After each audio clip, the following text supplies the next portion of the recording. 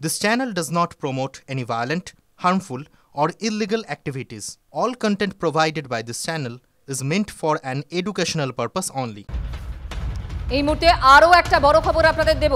Simi Hizb ut তাহরিরের পর এবার জৈশ-ই মোহাম্মদ। এর আগেই আমরা বারবার বলেছি, টিভি 9 বাংলা দেখিয়েছে আপনাদের যে ওপারে জঙ্গি নেটওয়ার্ক জাল ছড়াচ্ছে এপার বাংলায় কিভাবে, সে তথ্য আপনাদেরকে দিয়েছি। আর এবার আরামবাগে মিলল পাক জঙ্গি সংগঠন জৈশ-ই মোহাম্মদের যোগ। আরামবাগের মায়াপুরে সানাপাড়া এলাকায় শেখ সাবিরউদ্দিন আলীর সঙ্গে জৈশের যোগ খুঁজে পেল এনআইএ। আমি বলছি যে কেন এসেছো, আমার ছেলে কি করেছে আপনারা বলুন অন্তত, তবে তো বোঝা যাবে কিছু। একটা আধখানা কিচ্ছু বললে না। বহু মানুষ পুলিশ এসেছিল, আমার এই ঘরে টাকা পয়সা ছিল তারা নিয়ে গেছে। বলে গেল তোমার ছেলে ফোনেতে কি চ্যাট করেছে কাদের সঙ্গে, হাজিরা দিতে বলেছে। হ্যাঁ, নোটিশ দিয়ে গেছে। বাইরে কোনো কাজ করতে গিয়েছিল? কম্পিউটারে কাজ করতে গেল। না, টিম আজকে এখানে এসেছিল ইনভেস্টিগেশন করার জন্য। তো সেখানে আমরা খুবই আতঙ্কিত এবং সাধারণ মানুষও খুব আতঙ্কিত যে আমাদের দেখুন না, এই আরামবাগের মতো প্রত্যন্ত জায়গাতেও যদি জৈশ-ই মোহাম্মদের জঙ্গি সংগঠনের কোনো লোককে খুঁজে বার করে এখান থেকে, সাধারণ মানুষের নিরাপত্তা কোথায়? এরা কি করে এখান পর্যন্ত চলে আসছে? 24 থেকে 25 বছর মতো বয়স। হঠাৎ করে এনআইএ এলো, মানে কি?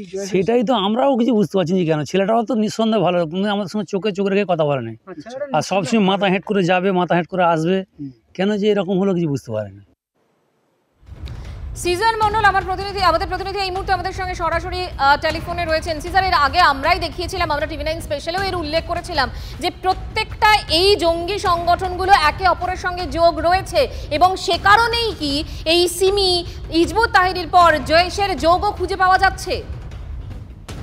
দেখো, জৈশ-ই মোহাম্মদ মূলত পাক ভিত্তিক একটি সংগঠন এবং সেই সংগঠনের সবথেকে বেশি এই মুহূর্তে প্রভাব রয়েছে কাশ্মীর এবং সংলগ্ন এলাকায়। কিন্তু যেটা প্রাথমিকভাবে জানা যাচ্ছে যে এই যে যার বাড়িতে রেড হয়েছে সেই বাড়ি ছাড়াও গতকাল 8টা রাজ্যে একটা সিনক্রোনাইজড রেড হয়। আসাম রয়েছে, উত্তরপ্রদেশ রয়েছে, পাঞ্জাব রয়েছে, সেই সমস্ত জায়গায়। এবং এরা সোশ্যাল মিডিয়াতে কোনোভাবে জৈশের কোনো হ্যান্ডলারের সঙ্গে যোগাযোগ রাখছিল এমনটাই কিন্তু প্রাথমিকভাবে জানা যাচ্ছে।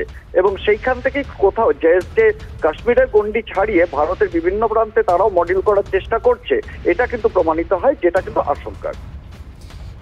সিজার, আপাতত তোমাকে ধন্যবাদ। তন্ময় বৈরাগী আমাদের অপর প্রতিনিধি আমাদের সঙ্গে রয়েছেন। তন্ময়, এই যে সাবিরউদ্দিনের বাড়িতে এনআইএ গেল, কি কি খুঁজে পেল বাড়িতে হানা দেওয়ার পরে এবং এই ঘটনার পর, মানে এই জৈশ যোগের পর এলাকার মানুষের কি বক্তব্য পাচ্ছ?